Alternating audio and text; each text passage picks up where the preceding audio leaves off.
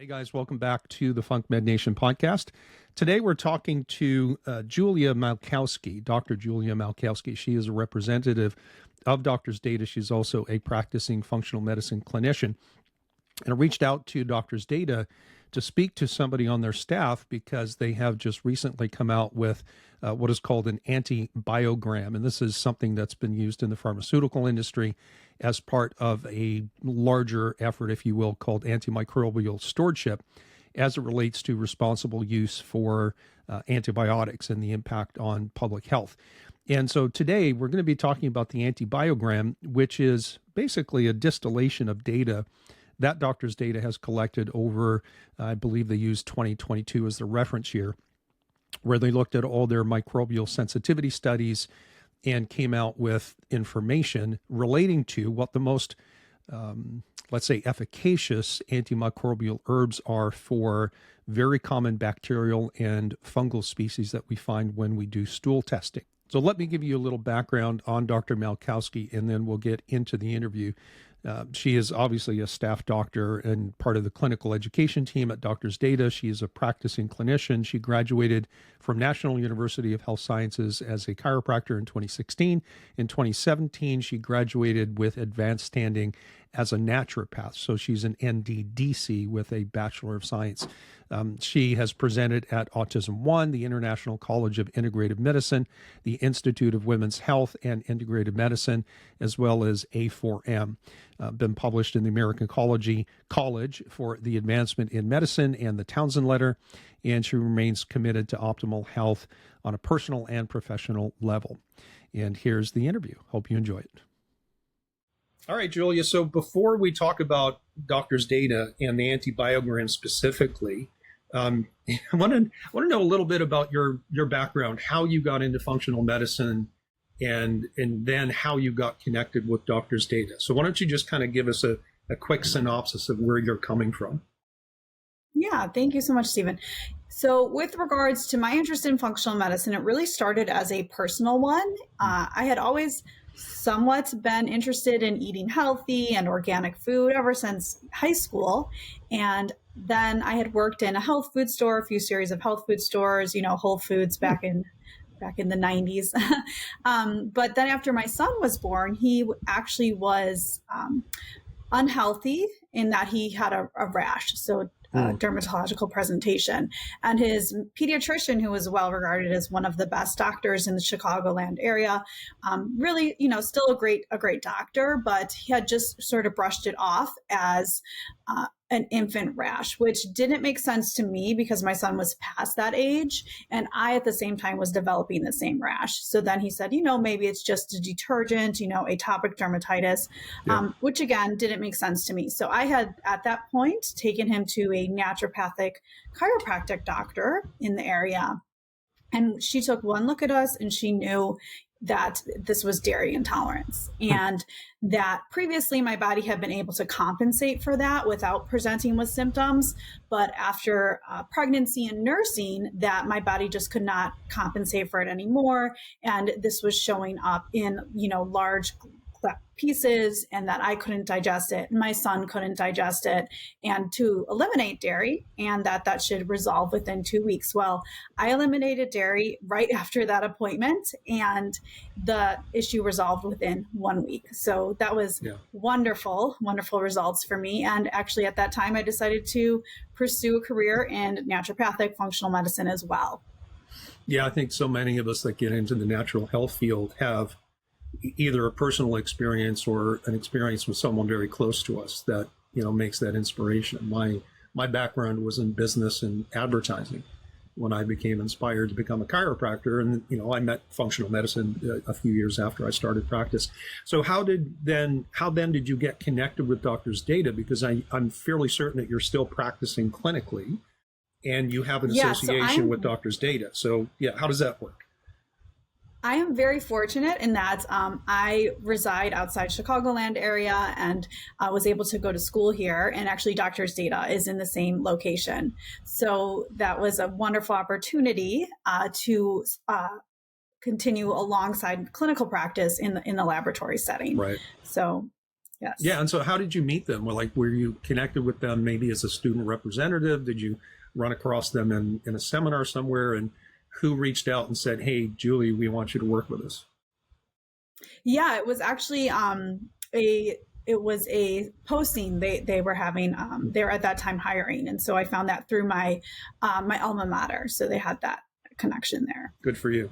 Good for you. Yeah. All right, so let's start with the big picture, and work our way towards the Antibiogram itself. And when I was doing research and preparing for our conversation today, came across this concept of antimicrobial stewardship, and we see this in the world of antibiotics, where biologists and specialists are calling for caution in the use of broad spectrum antibiotics because it develops, resistant strains, and this presents problems not just at an individual level but also at a community level, because we start breeding bugs that are harder to kill, and that has impacts on our neighbors.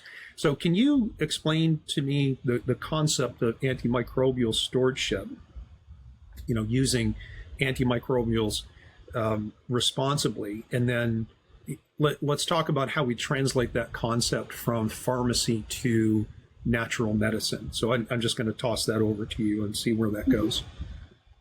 Yeah, great point. And Alexander Fleming once said something to the effect of that the person who carelessly utilizes penicillin is responsible for any adverse event or death of anybody based on that resistance there. So it really is something that everybody that is employing antibiotics and antimicrobials should consider. We see, we talked about the pediatric population. It's commonly given, antibiotics are commonly given, even if you call and you say, my child has an ear infection, and you're giving an antibiotic over the phone, right? Mm-hmm. Just in case. So they are used pretty ubiquitously and with well intentions, right? Because they are effective and definitely life-saving in many of cases.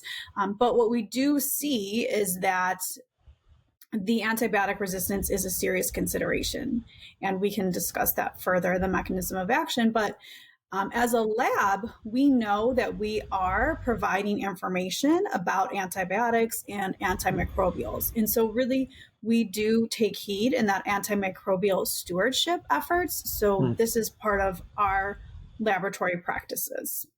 Yeah, and I mentioned it before we started recording. I made mention, and listen, I might be wrong on this, but I have a sense that new practitioners, and maybe it's more pervasive, but there seems to me to be almost an unfailing trust in natural medicine as being safe across the board because it's natural. And we know that that's not necessarily the case. So do you, and does Doctors Data as a lab entity, do they see the potential problems for microbial resistance patterns using natural medicine like we see with pharmacy? Yeah, and that's something that we will take a look at as we continue to publish these antibiograms. So as you'll see, the data, we're going to be collecting it for a year and publishing yearly. That's fairly standard publications for antibiogram. So we can see the bacteria's reaction to the specific agents over time. And absolutely, I agree with your point. I do think that is very important in natural medicine, because sometimes within natural medicine, we need to understand we are employing it because it works, not because we're adhering to natural. So if it doesn't work, we need to find out what does work, right? Yeah. And that's like I've always appreciated labs, for example, with stool testing, that publish microbial sensitivity, because it helps to guide. And, there's also a tendency, particularly with I'd say even with seasoned practitioners, you kind of stick with what you see works. And so, you tend to have a specific gut protocol that you might use with all clients, whereas that protocol may work really good for, say, 7 out of 10 patients, but for the last 3, it really doesn't. And so I think the advantage of microbial sensitivity testing is quite good. And when the Antibiogram came out, and I think I received an email that had it, I was looking at it thinking, like, this is actually really helpful from a clinical standpoint. And, one of the reasons why I want to periodically do these lab spotlights, if you will, where we talk to representatives from labs like Doctors Data, is because I have a sense that you guys harbor a ton of information that if we could distill it into a usable form and get it out to functional medicine practitioners, it would really help inform how we do things and perhaps improve our, efficacy rates overall. Would you agree with that? And is this something that you guys plan on extending beyond the Antibiogram and start to mine your own data so that you're feeding information back to the Func Med community? Exactly, Stephen. Absolutely. That is part of the purpose of the Antibiogram, is to share this internal data that we have been collected. As I said, is this antibiograms that have recently been published are collected over 2022, in which there were 10,000 samples. So there is a wealth of data. Generally speaking, for a hospital to publish, they need 30 samples of one specific bacteria. So we are fulfilling that criteria. And yes, exactly as you're saying, we do. Pardon? I said, it sounds like you're going way beyond that standard. Yes. Yeah. So we do want to share this information, exactly as you're saying. Yeah. Yeah, that's perfect. That's perfect. So let me ask a question again, because either I didn't hear the answer or we got onto something else. But do we expect microbial resistance patterns to happen with more and more doctors and people on their own using antimicrobials from the herbal field? Like, are we going to expect that, for example, grapefruit seed extract in 10 years is not going to work as well as it does for some infections today? Mm-hmm. Yeah, that's a great question. I would hypothesize potentially, because again, the resistance is intrinsically due to the bacteria's survival mechanism. So that is going to be inherent regardless of whether the agent is pharmaceutical or natural. Again, with regards to dose and duration, there are nuances, and we know that herbals do have nuanced mechanisms as well. Maybe the pressure put on, example, Klebsiella from pharmaceutical agents, globally speaking, is greater than the pressure of Klebsiella from natural agents. But how will that influence the bacteria, and how will that change? It would be interesting to see. Yeah. Yeah. And this brings up, and I think that's a great segue to talk briefly and high level about mechanisms of microbial resistance. And I know, like, that's a bunny trail, and it goes down to infinite detail all the way down to genes. But it kind of raises some larger questions as to how these different organisms have different, let's call them phenotypic varieties, right? And we know, for example, that there are different strains, if you will, of, say, H. pylori, some of which produce very, very damaging endotoxins, and some don't. And so, in the world of H. pylori, for example, if you're going to have an H. pylori, the one to have is the non-toxin forming one, as opposed to something that forms one of, any number of different endotoxins.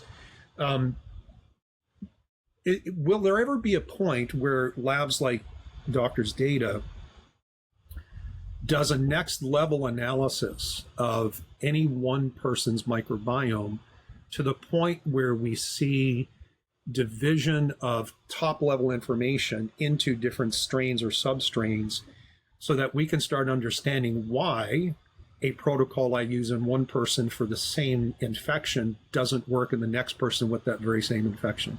And that might be a roundabout way, but I hope you understand my question there. Mm-hmm. Yeah.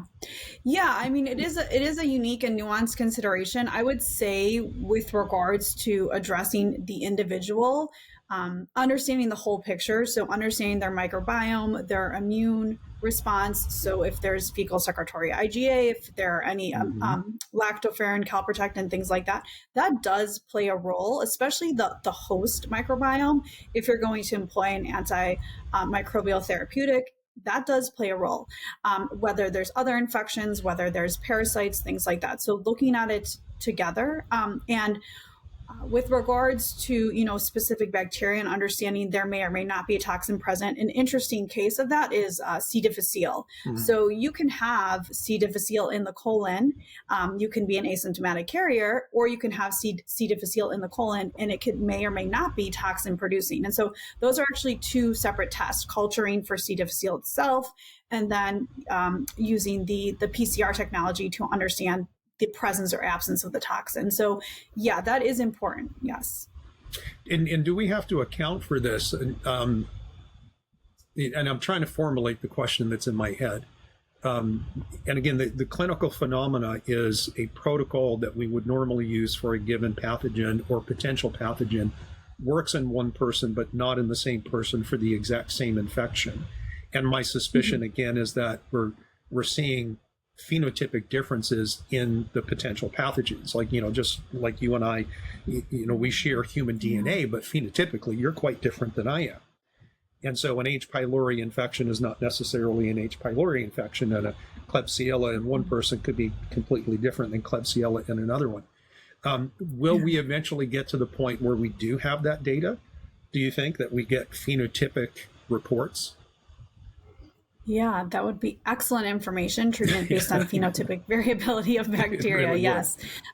Yeah. To my knowledge, we're not quite there yet, but Yeah. who knows the way that things are advancing, hopefully soon. Yeah, understood. All right, so let's talk about mechanisms of microbial resistance. And with my read of the literature, there are commonly, say, 5 or so different mechanisms that I think we can probably boil down into several different categories. And we can spend as much or as little time on this, but I think it's helpful to understand, or for clinicians to understand, that over time, these little sneaky buggers adapt, right? They're very smart, they're very evasive, and so they can modify their own behaviors based on what their external environmental influences are. And so they can have genetic defense mechanisms. They can change accessibility to the organism itself through changing cell membrane permeability. They can acquire what's called like target bypass systems, where it's almost like they put out a red herring and say, okay, go after this while I sneak over here and do my dirty work. So talk to me about the mechanisms of microbial resistance, whether or not there are certain ones that seem to be dominant. And again, I'm going to press on the question, in a world where we tend to think natural is always good, are we going to, again, see these same problems with the resistance patterns? And so let's talk about resistance mechanisms, if you will. Yeah, exactly. As you mentioned, the bacteria are brilliant. We know that they actually outnumber human cells 10 to 1. So the question, the esoteric question is, who's in charge here? Who's in charge? But really, as you say, they are extremely intelligent with regards to their survival. So in the presence of antibiotics and antimicrobial therapy, we might get them, but they're going to learn to adapt. And an interesting fact as well is that in the presence of stress, so when we are stressed, they are actually going to feed on our stress catecholamines. So when we're stressed, we have excess catecholamines in systemic circulation. These spill over into the GI system, and then the bacteria feed on them. They love them. So even they're adapt to, to host physiology to extend their survival. So, and interestingly, they will share genes, they quorum sense, they talk to each other, they gene transfer. So they really are inept for their survival. So it's interesting in terms of, is it almost only a matter of time before they adapt to these natural agents? We will have to see. Yeah, so that, and I guess the practical takeaway from that is that clinicians dealing with some kind of infection, whether it is GI, I mean, that seems to be the context of what most of this conversation centers around, is that we shouldn't really be getting locked into one-size-fits-all strategies. And, the tendency is to adopt our favorite protocol because it's easy to think about. It's, we set up our systems to deploy them easily, and so it's easy to write a recommendation or a prescription for things that we've always done, as opposed to constantly have to think about, well, how do I deal with this particular infection? So as far as adaptability, you've mentioned quorum sensing a couple of times. I'm familiar with that in the context of biofilm formation. How does this relate to microbial resistance? Is it in context of biofilm formation? Is that what you're referring to? Yeah, so there is bioform formation, and everything in the colon with the bacteria is about balance. So they are going to feed on the information that's around them with their environment and adapt, essentially. So bioform Yeah. formation is part of that. Yes. Yeah, understood. How many are you guys at some point going to, if possible? I mean, I've made this request to other labs, like to have a test that actually tells us if biofilm is involved in a particular GI case. So far, we haven't seen that. Is there any rumblings that you or any other lab might be working on that? Well, so essentially, a consideration there is that biofilms are present on potentially beneficial bacteria as well. So they really are an integral part to the whole system. Yeah. So if we're going to talk about that, we can't necessarily just. Yeah, it's an interesting consideration if it would be possible to just test the biofilms on a pathogenic or dysbiotic bacteria versus beneficial. But yeah, biofilms are an integral part of the bacteria in the GI tract. Yeah. So would it be, and I'm trying to read between the lines as you answered that, is it a circumstance where we perhaps shouldn't blindly go in and start blasting biofilm with disruptors because we could be disrupting the matrix in which the microbiome lives, the beneficial portion of the microbiome? Exactly, Stephen. You hit the nail on the head there. Yeah. Yeah. Exactly. I could sense it like there was something that you weren't quite saying. And yeah. Okay. So we'll just leave that where it is for the moment. So let's talk about the Antibiogram project itself. Let's start by defining what an antibiogram is, and then maybe you can tell me whose brilliant idea was it in doctor's data to say, let's do this. Yeah, so an antibiogram is, like we're saying, historically these have been used in hospital settings, and in hospitals, if they culture a Klebsiella from, let's say, a wound, from the blood, from the respiratory tract, they're going to keep track of that bacteria and what it was susceptible to understand antimicrobial resistance over time. That's what that is about. Right. Now, at Doctor's Data, we are very fortunate because our antibiogram data is just from a stool. And so there is a theory that with regards to antibiogram data, they actually should be organized by site as opposed to bacteria, because exactly as you said, there's multiple considerations that do play into the physiology of the host site. So we've already taken that factor out, and this is all stool.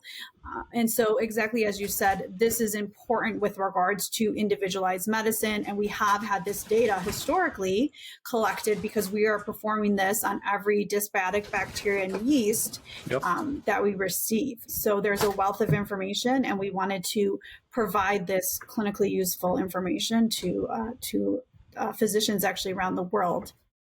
Whose idea was it?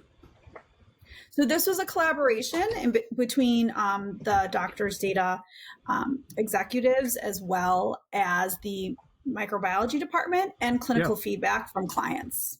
So how, and this is not a question I had planned on asking, but I try to stand in the gap and ask questions that I think anyone listening would ask or would want me to ask. So how is Doctor's Data structured in terms of having a scientific advisory board, a microbiology team? In what advantage is it from a diagnostic, just a laboratory standpoint? I mean, I think I understand what it might be valuable to us as clinicians, but why have a team of microbiologists on staff? Yeah, so we do have microbiologists actually in the lab performing the testing. So when the Doctor's Data is a clinical education, but there's also a laboratory on site.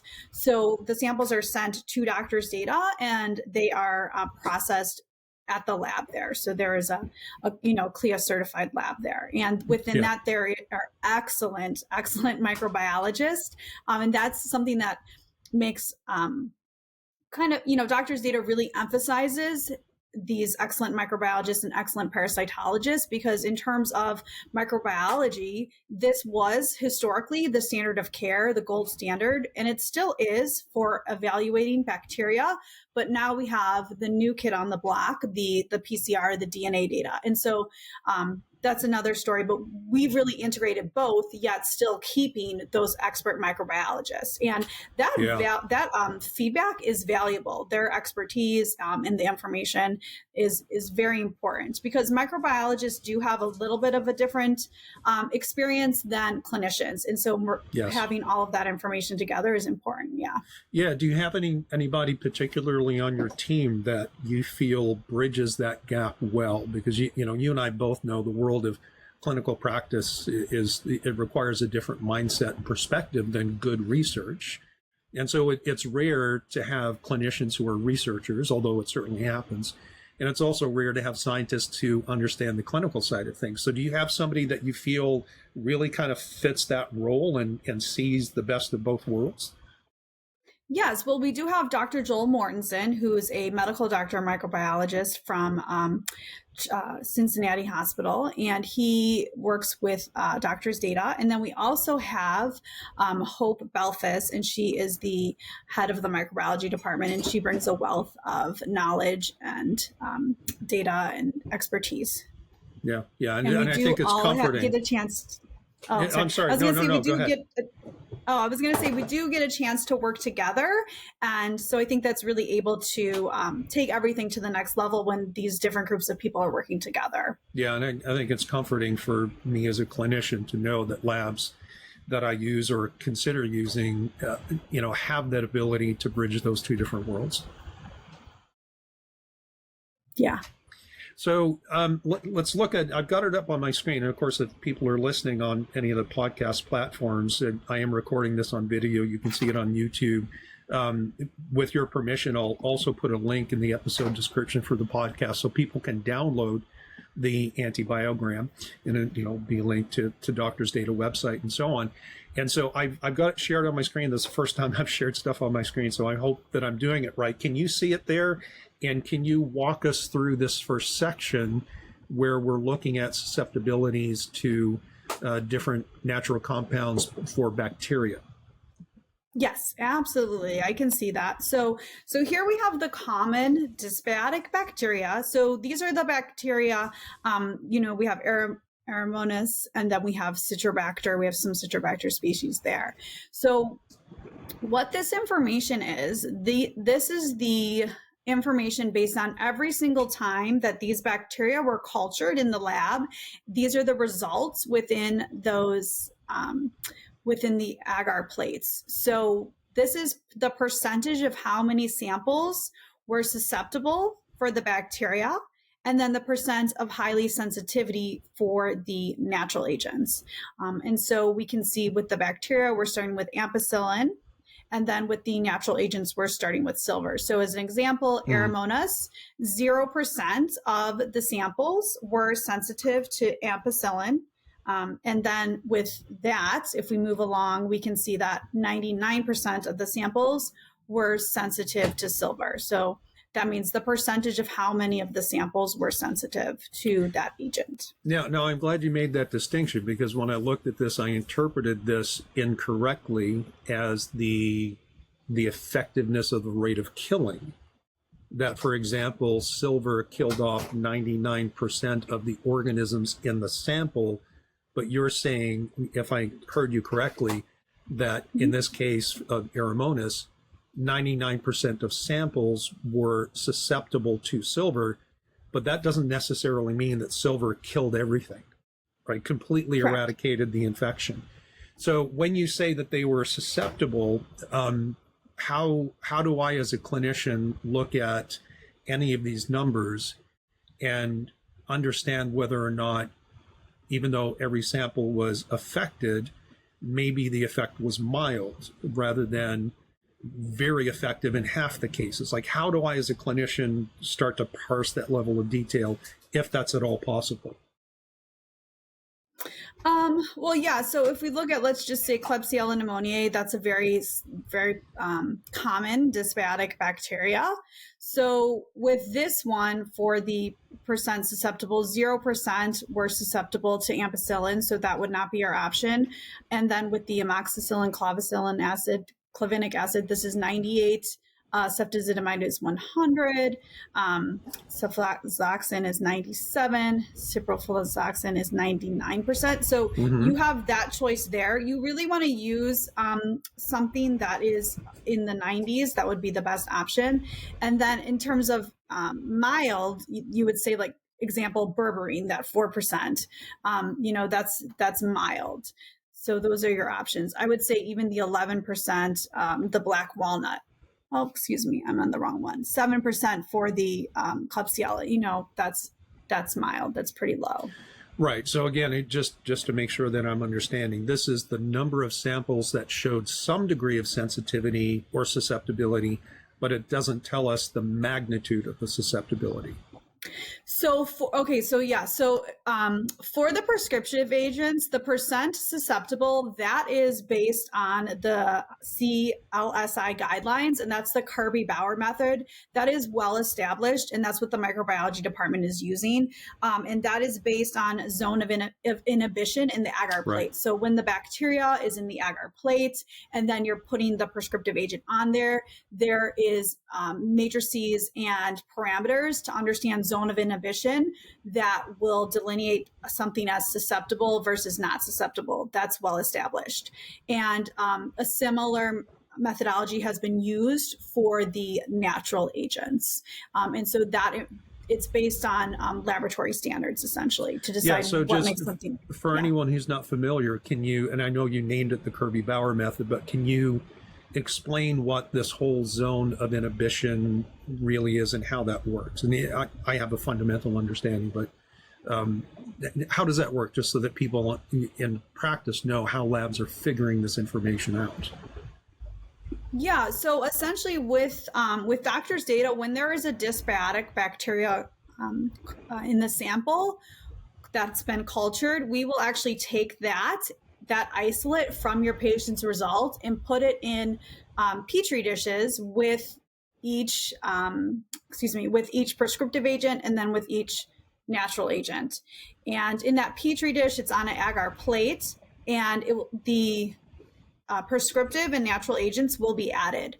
And then from there, that's where I'm talking about the Kirby-Bauer method. This is a standardized microbiology methodology to understand if an agent, if an isolate is susceptible to the agent, and it's based on the zone of inhibition. So when you put that prescriptive or natural agent into that agar plate, it is they measure how much of it has been killed. So I believe the zone of inhibition in millimeters is, if it's less than 15 millimeters, that is considered resistant.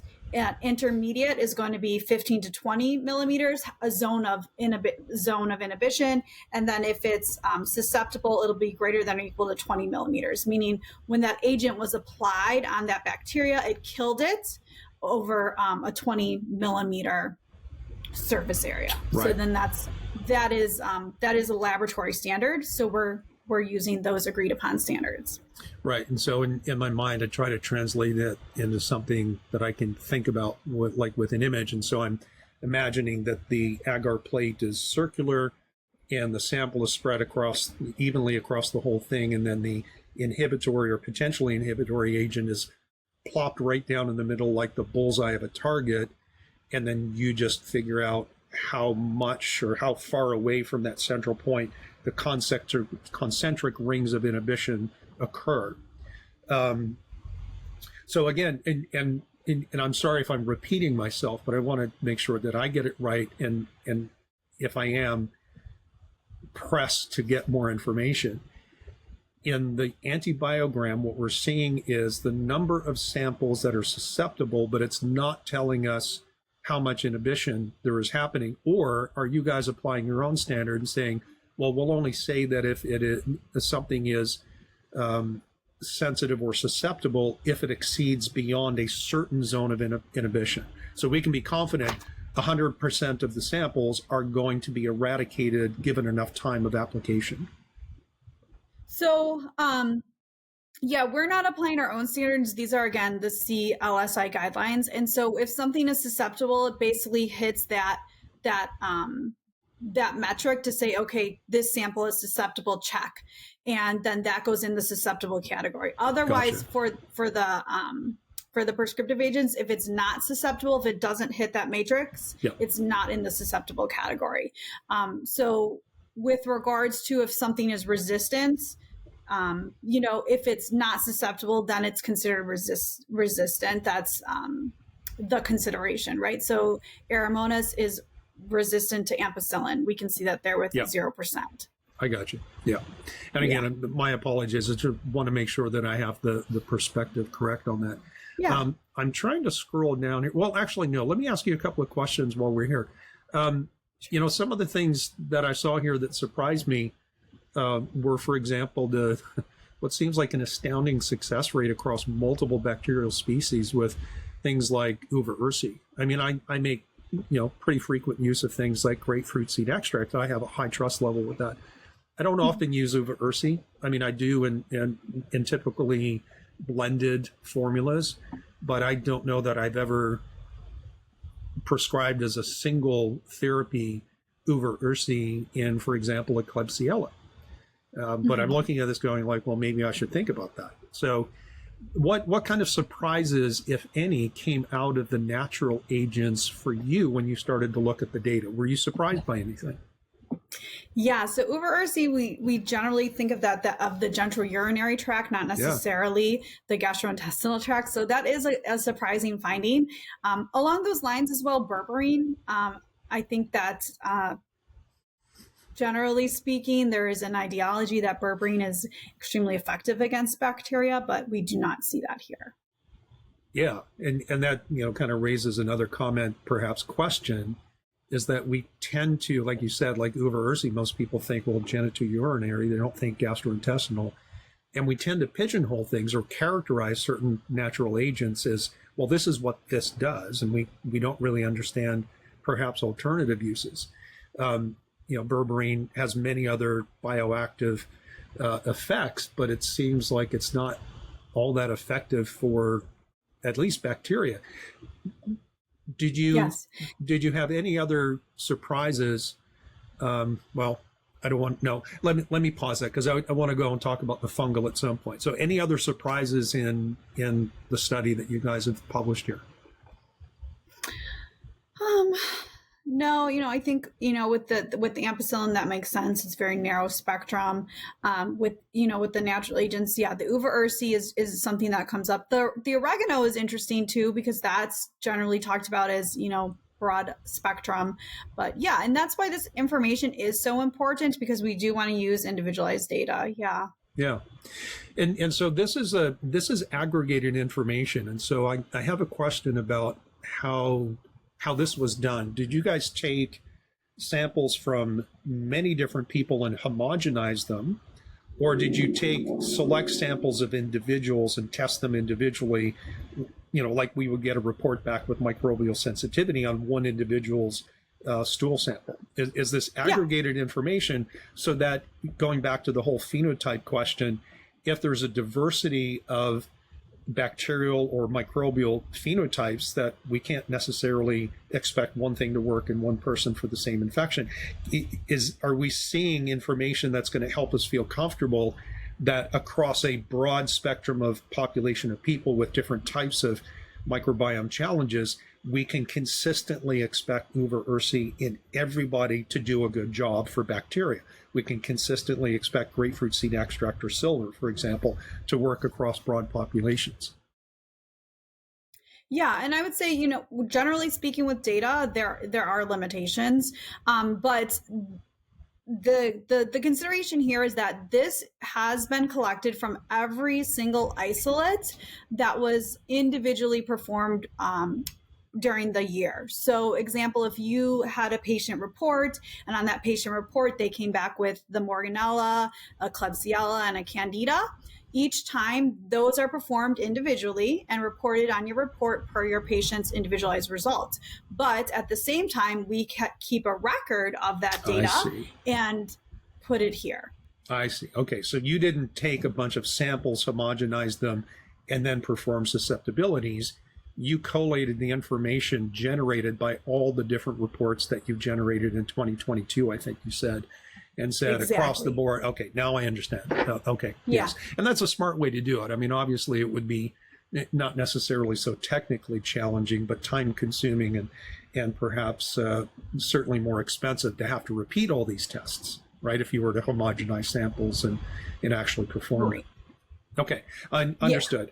I'm trying to figure out how to scroll down to the second page here, and I have not figured out how to do that.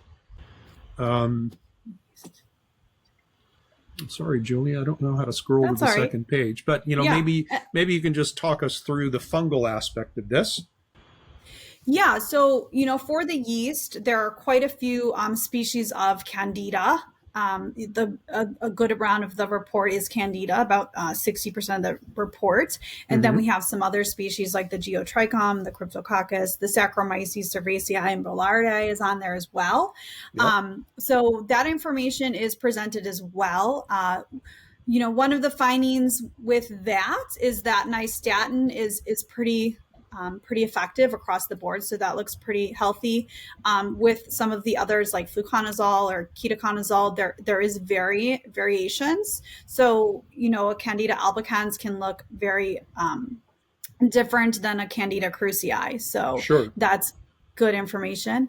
And then, so with regards to the natural agents, again, you see some efficacy for uva ursi. This does vary a little bit more than the bacteria, and you do see some efficacy for garlic, oregano. But again, I would say that there is more variability with those. Caprylic acid does have very good sensitivity, broadly speaking. Yeah, and I would say that most companies, supplement companies making antifungal formulas have caprylic acid in them. What's surprising to me here is the performance of berberine as an antifungal. Yes. Good point. Yes. Yeah. And that goes back to what you were pointing out, and I was echoing, is that we tend to pigeonhole things and think, well, berberine is antibacterial. And so we wouldn't think necessarily to use berberine with, say, a candida infection. But now, of course, we should rethink that. Absolutely. Yes. I'm glad you pointed that out. Yeah, it seems across both of these categories, bacterial as well as fungal, it seems like grapefruit seed extract is performing pretty well as a monotherapy. What is your sense, and I don't know if the lab has done this, and it might be a suggestion, what about combination therapies? Like what if we added extracts of grapefruit seed extract and caprylic acid in one of these agar plates, or as you do your microbial sensitivities? And so, is that even a fruitful endeavor, or do you feel like you guys are accomplishing that by testing the compounds individually? Would you expect them to perform differently if you put them on the same agar plate? That's a great question. If they would perform differently, I don't know. And again, we're talking about in vitro information versus in vivo. So we always need to put that caveat out there. This is, in vitro. We're trying. I think for our purposes, I don't believe there have been discussions to utilize dual therapeutics under one agar plate. Yeah. I do, do understand that in vivo, potentially using natural agents, you would use two as opposed to potentially a monotherapeutic. Yeah, that is commonly performed. Can you, would you do me a favor and ask some of your microbiologists on staff, like if in their mind, would they expect to see different results if they combine them on one agar plate as opposed to test them separately? Yeah, I can ask. I do know there are unique considerations when you're using something in the lab versus in vivo, that they have to think about acidity and different things like that. But yeah, I can ask and see if they have any info. And that's why I'm a clinician and not a microbiologist. Yeah, same. So what is missing from this antibiogram is parasites. So is that in the works, or is there some technical reason why that's not even a practical thing to do? Yeah, there is a technical reason why that's not a practical thing to do. So if you'll notice with the doctor's data reports, these sensitivities are provided for bacteria and yeast. And the way that is performed, and maybe we should have said this at the beginning, is when we receive the sample, we are taking that sample and putting it under different growth media and growth conditions to elicit the growth of bacteria and yeast. Yep. Once there is a bacteria or yeast grown, that isolate is directly taken into the agar plates. But the step, which we did talk about that, but the step previously is we have to actually grow the bacteria and yeast from the sample. And that's, again, where that expert microbiology department really comes in and they play a significant role. So that's how we're testing for bacteria and yeast. Especially when we're doing sensitivities. We are doing some testing via PCR, so we can talk about that later, but the parasites is a unique consideration. And again, within the microbiology department, there is a department of parasitology. So these expert parasitologists are combing through the sample under the microscope to identify the parasites themselves. Now, although, let's take it back a few steps. During the collection process, when those parasites are collected, they are put in a vial that has a fixative right away. So once the sample is collected and put in the vial, that fixative kills them. That way, they stay exactly as they are in the stool, so that the parasitologist can identify them under the microscope. So they're already dead. We cannot perform sensitivities on something that is dead, because again, the whole sensitivity process is taking that live isolate and seeing what kills it. Sure. Yeah. No, that makes total sense. So I guess a related question to all of this information is creating a report. And I know you have the data, whether or not you guys have put it together into some form that you can share with us. But, it strikes me that, and I've been doing functional medicine for 15 or so years now, and stool testing throughout my entire career. I don't often see things like Candida albicans. Right? There was a time when everything was blamed on Candida. Right? Candida was the boogeyman. And just, throughout my own career and all the testing that I've done, I certainly see multiple bacterial species far more frequently than I see any fungal infection, particularly, and quite often I see other Candida species or Candida species other than albicans. Do you have any comment on that? Like, do you have a sense of what your data bank shows are the most common things that docs like me and you in practice are going to see when they get a report back? Yeah, we do see Candida, and that's actually what we've put on these we do see Candida albicans, and that's what we've included in the antibiograms are the most common. With our culture methodology, we are culturing over 300 species of yeast, of which 95 species are Candida. So we do see Candida albicans. Now, this does highlight the importance of stool testing, because when you're performing a stool test on your patient, you can see what is exactly there, as opposed to adhering to some, incorrect dogma that was previously presented that yeast is the cause of, the everything. Panacea of health conditions. Yeah. So, and again, just based on my experience, and I understand that I only see what I see, right? And I don't see what other practitioners see that I don't, and I don't know what I don't know. What seems to be missing from the list of that bacteria are a couple of things that I see on a frequent basis, and that would be things like staph and strep in the stool. So am I to interpret their absence from this list as that in the world of doctors' data, you guys just don't isolate staph and strep? You don't see it? Or is there a reason perhaps that you don't test for it if you don't test for it? I'm sure you do. Yeah, great question. So in the colon, staph and strep are broadly categorized as imbalanced commensal bacteria, meaning Right. they take up space in the colon, but they don't exert significant physiologic function. Obviously that's very different than if we found them in the wound or something of that condition. But in the colon, they're really going along for the ride with the other bacteria. The caveat is group B strep in a pregnant woman. That's a different consideration, but broadly speaking, the strep and staph are just ubiquitous amongst GI physiology. And when they are found in the colon, they're really just taking up space. They're contributing to the community, but they don't exert significant GI issues. With the organisms presented here, these are associated with adverse GI events in terms of loose watery stool, things like that.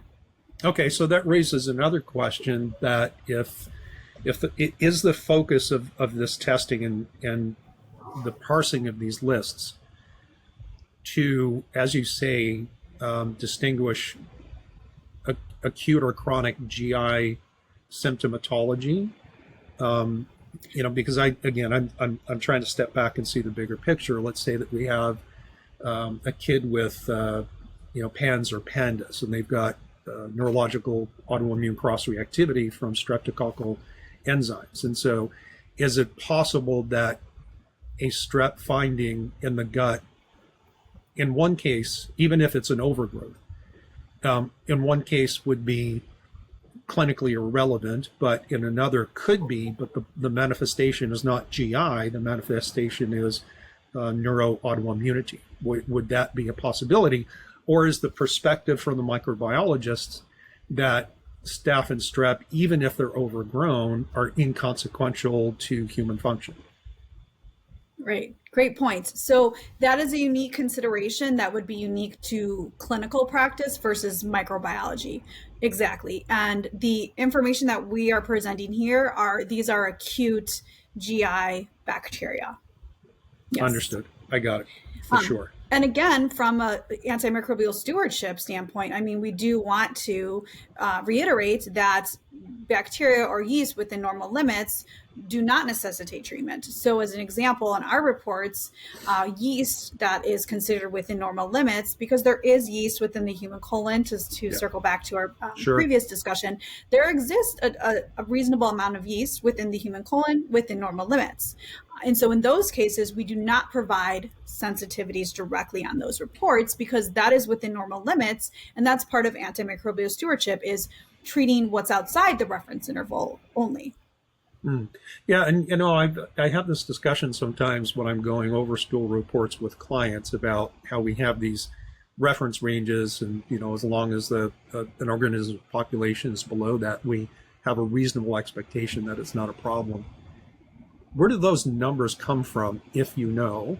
And if you don't, maybe we could ask your microbiologist another question. But where do we get this connection between the lab data, the reference range? Is it simply by analyzing stool samples of healthy people? Is that how they derive the reference ranges? So in terms of that, again, there is a consideration there. There's clinical considerations, there's research, but then there's also laboratory data to determine with some of these bacteria. As an example, Klebsiella pneumoniae at small amounts is considered within normal limits in the human colon. It's not associated with GI symptomatology, yet when it is outside that reference interval, it's considered dysbiotic. It's associated with GI symptomatology. And again, that goes back to the point that the colon is a really dynamic environment. It's not black and white. And so we're trying to represent that. And so, so it's a variety of considerations. Yeah, that presents a particular challenge to us as clinicians in communicating with lesser educated people in the realm of biology, meaning our patients, because most of us clinicians are not biologists, and most of our patients certainly are not. And so there is this tendency that if there's, to borrow from an old chiropractic saying, if there's a high spot, pound it down. So if there's, if you have something that shows up as positive, even though in our clinical estimation it might be, basically a nothing burger, how do we communicate to people that in their particular circumstance, this is not a target that we want to go after. Because you know what it's like. If someone says or sees a positive finding, they want us to do something about that.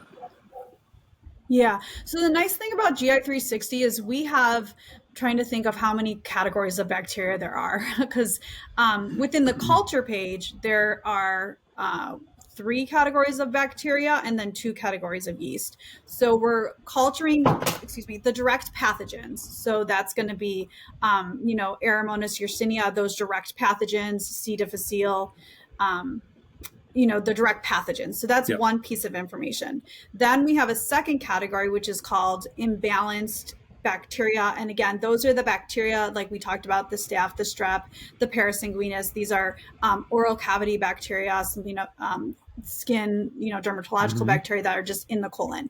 Then we have a third category of bacteria, and that is called dysbiotic bacteria. And then these are bacteria that are associated with acute GI symptoms. And in that case, only those bacteria that are cultured under dysbiotic will receive sensitivities. So the other bacteria we let go, but then the bacteria that are cultured as dysbiotic, and a few of the pathogens, then we take it from the next step into the Petri dishes and report that at the end of the report. So you have the individualized informations for the bacteria that are treated. Good. And then for yeast, exactly as I said, when yeast are cultured at a small amount, we do not provide sensitivities, but we do report that to you. And then when yeast are cultured at a larger amount, we take that isolate again and put it directly with the agents and have that at the end of the report. Understood. Okay. And now you mentioned GI 360, and I've done a handful of these recently. I do most of my ordering through Rupa Health.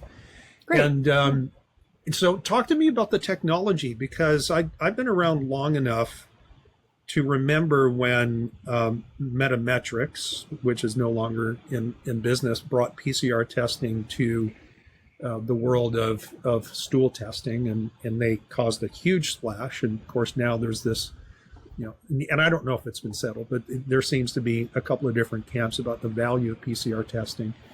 And some labs do that exclusively. Others, it seems like Doctors Data, it seems to me that your technology strategy is to use the best technology for certain things. Is that correct? And if so, can you explain microscopy, MALDI-TOF, and then PCR, which I believe are the 3 different strategies you're using in terms of technologies? Am I right on that? Yes, exactly. You're right. So for bacteria, it's going to be that PCR data, and then it's going to be the culturomics via MALDI-TOF. Okay, so explain MALDI-TOF. So MALDI-TOF is the I'm trying to think of the exact mnemonic there, but it's the time of flight mass spectrometry, in which once the bacteria is cultured. So we talked about how we're taking the sample and putting it in different growth media to elicit the culture of bacteria and yeast. That's one step of it. Then once it's been cultured, we need to identify it, right? What is it? And so the MALDI-TOF essentially is going to identify the genomic fingerprint of each isolate. And then it's referencing a library that is worldwide library, and it is identifying it via the genomic fingerprint. So that's how we're identifying the bacteria.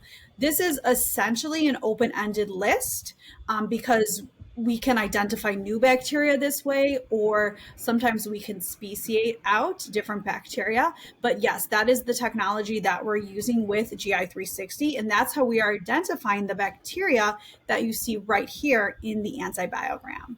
And so you said when you were describing the MALDI-TOF, which my understanding is it's like a laser-assisted mass spectrometry type thing. And again, that's not my deal, but that's my basic understanding. But you said that you're identifying the genomic fingerprint. Isn't that the same thing as what PCR does? And if not, what's the difference?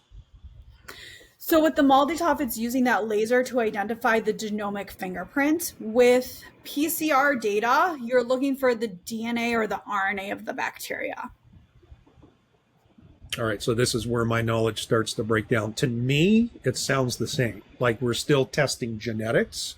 So what's the practical difference? Like if Let's say somebody listening here is using a lab that only does, PCR testing.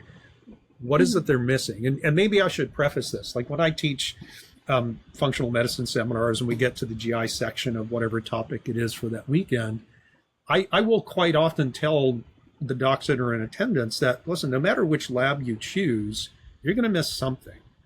And we can't expect, if you did a split study and took one sample and sent half the doctor's data and half to one of your competitors, I would not expect to get the same results back because the two labs use two different approaches. Can you kind of address that whole thing if you feel comfortable doing that? Yeah, so there's there's multiple points here to discuss. Yeah. So first of all, I would say the difference with the MALDI-TOF and the PCR is the culture. So with the PCR, you do not need to culture. That's different.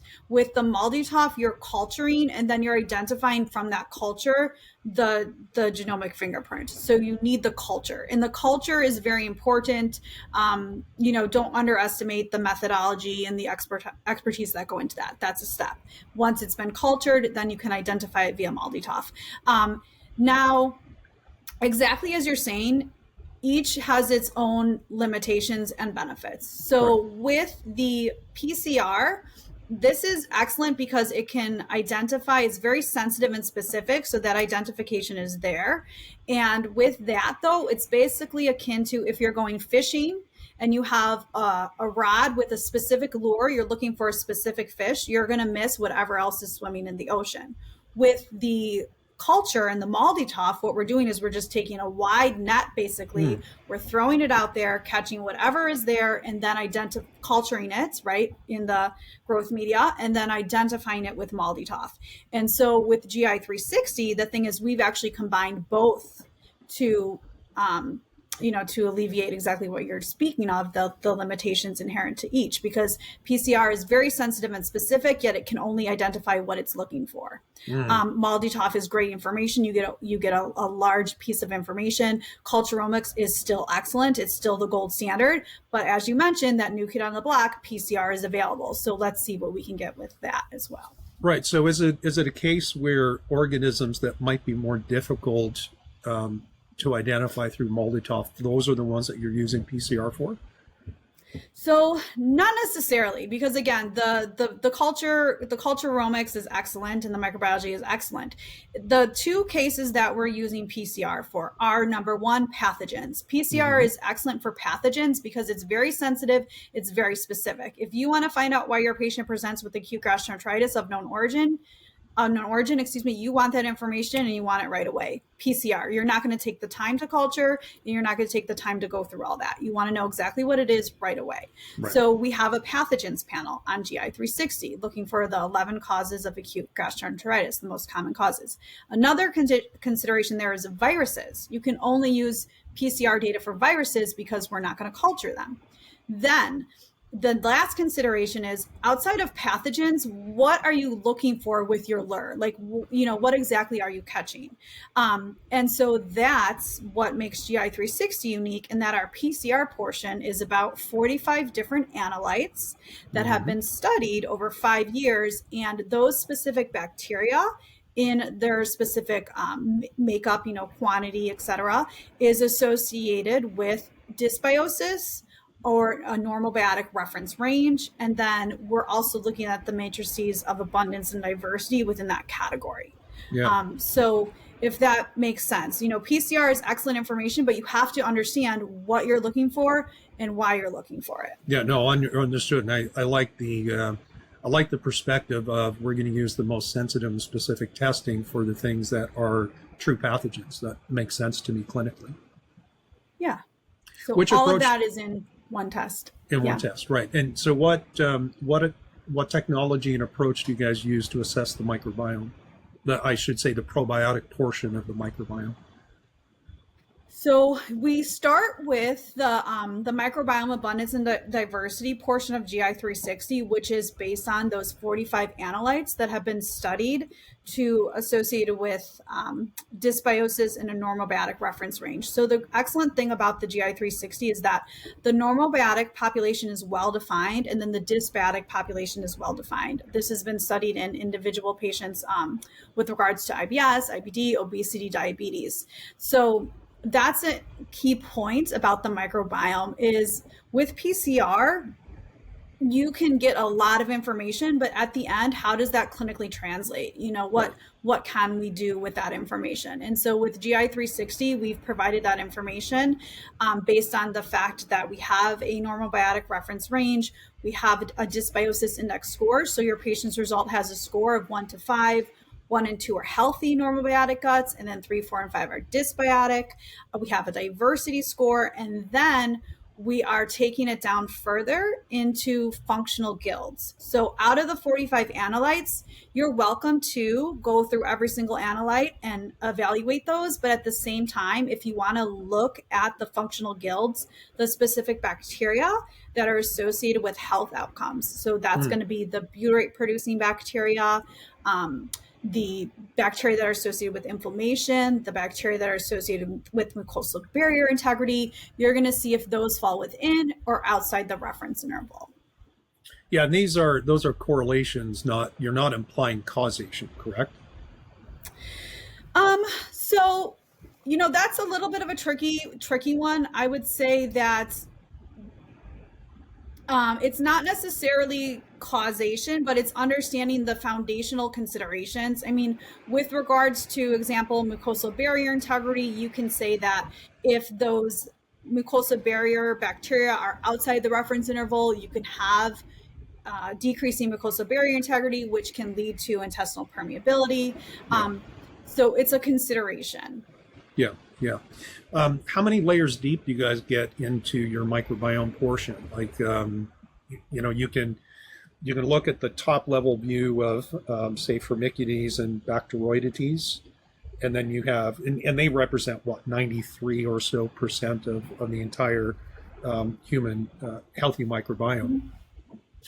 And this is my opinion, just based on my own observation and clinical experience. It seems to me that there's a level of detail that some of the labs are, and I'm not pointing to you guys, but I'm just saying that there are some labs out there that go to such a level of granular detail with the microbiome that I think it just starts to go beyond anything that we can confidently and intentionally shift or manipulate through some kind of, say, a dietary or probiotic strategy.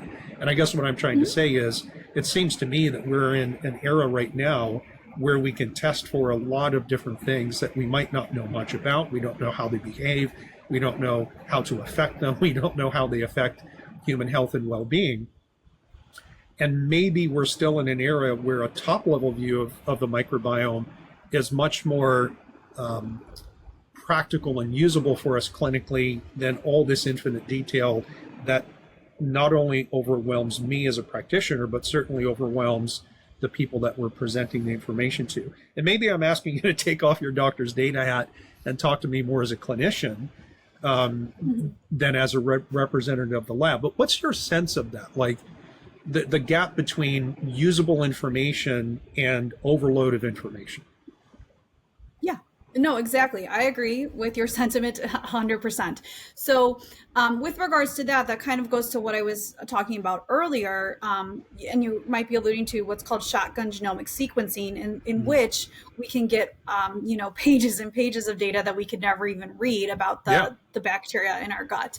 But what does that mean clinically? Right. That might not be the most helpful clinical information. And so that really is why with doctor's data, the way the test was developed, not to bring it back to GI 360, but it does answer that question, because the way it was developed is they took all of that information, but then they looked at specific populations of people that had normal biotic gut as opposed to people that had diagnoses of IBS, IBD, obesity, diabetes, and they looked at the microbiome in between those groups and were able to delineate patterns, and that's where the dysbiosis index is derived from. So that's why Doctors Data brought on that PCR technology into GI 360, is because of the clinical relevance. Now, Yeah.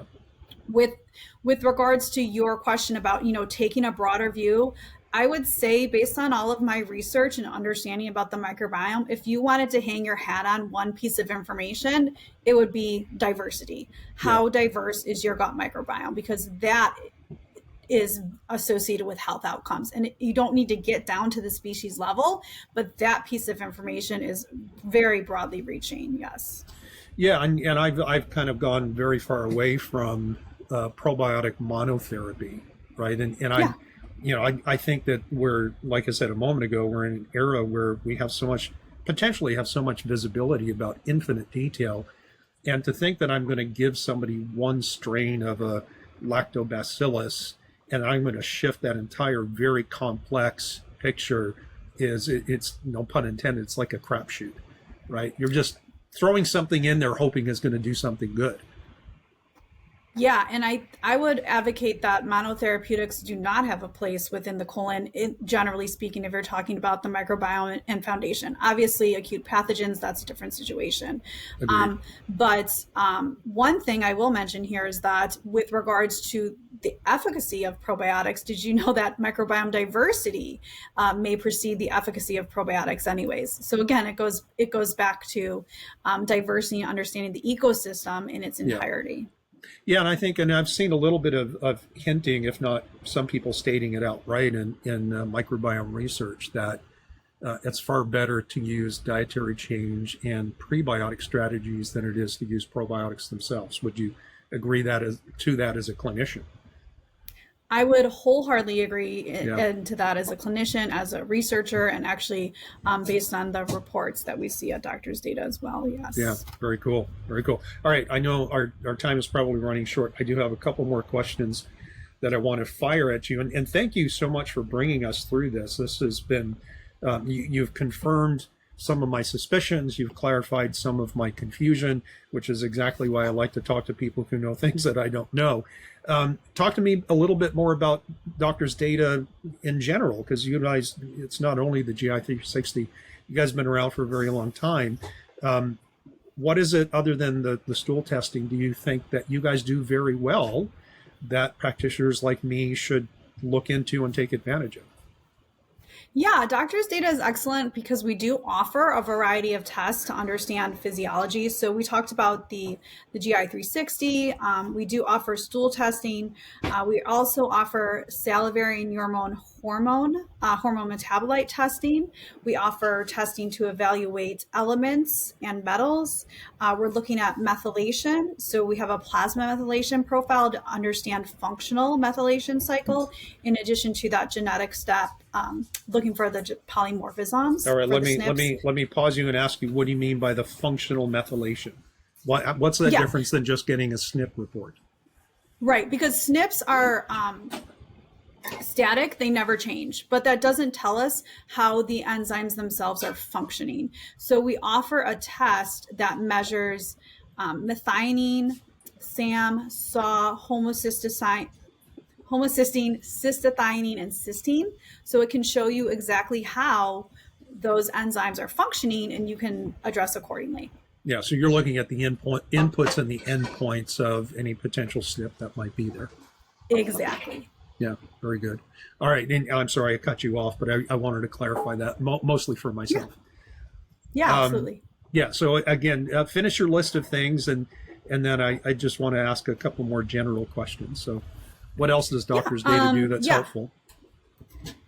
Okay. Yeah. So, like I said, we offer a variety of tests, urinary neurotransmitters. Our cardiometabolic profile is excellent. And we do offer serum zonulin. That's unique for intestinal permeability, vitamin D by blood spot. That's unique as well. So, and with your Doctor's Data account, if anyone has an account, you can call us if you have a case and say, what do you think would make sense for this case? Because with that large repertoire, we also have a hepatic detox profile. RBC glutathione. So, we can kind of point you in the right direction. Yeah. So tell me a little bit more about the cardiometabolic. I have another podcast that I do, which is public facing, and I've just recently been on a rant about statin drugs and cholesterol. And so everything cardiometabolic is top of mind for me right now. What's included in the cardiometabolic panel?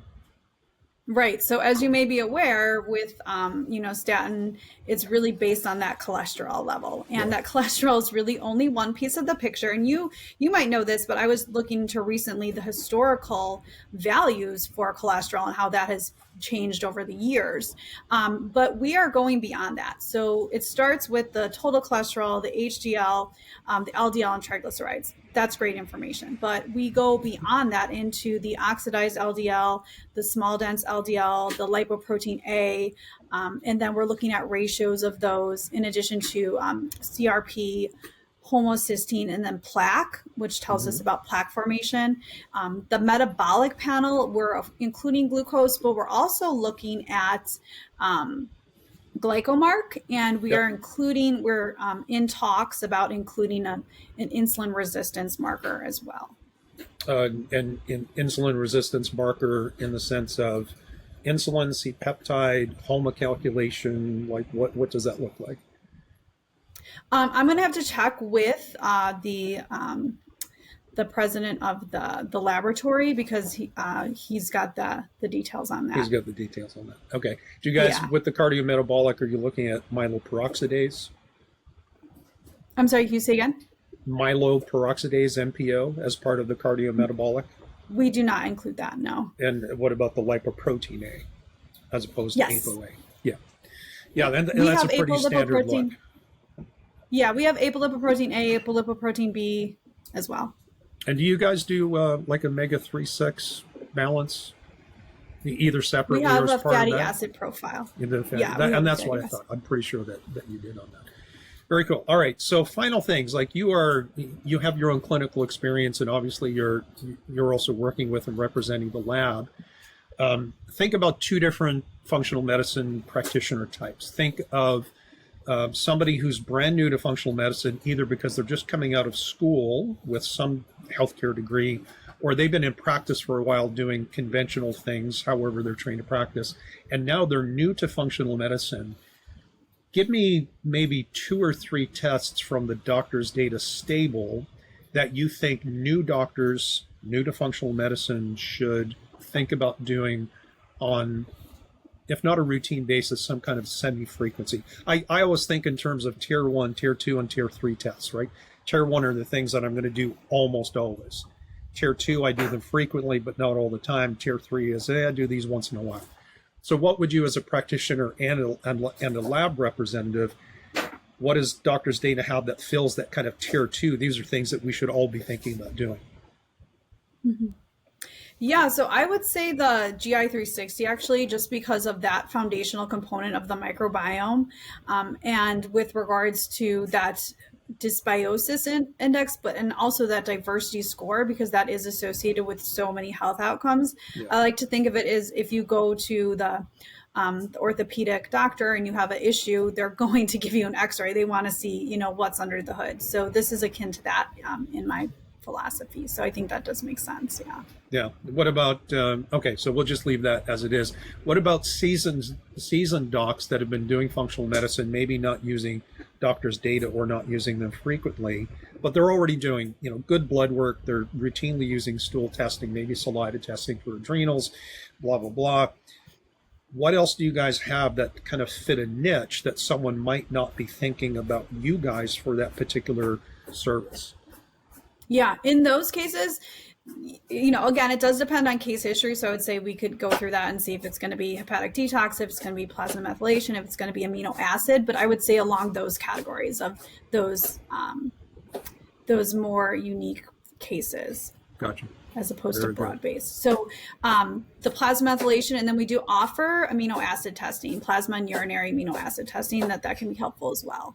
What's the primary application clinically of the amino acid profiles? So it can be any individual that has potential with amino acid metabolism issues, but it's going to be your patient that is going to tend to be potentially sickly, less diagnosed.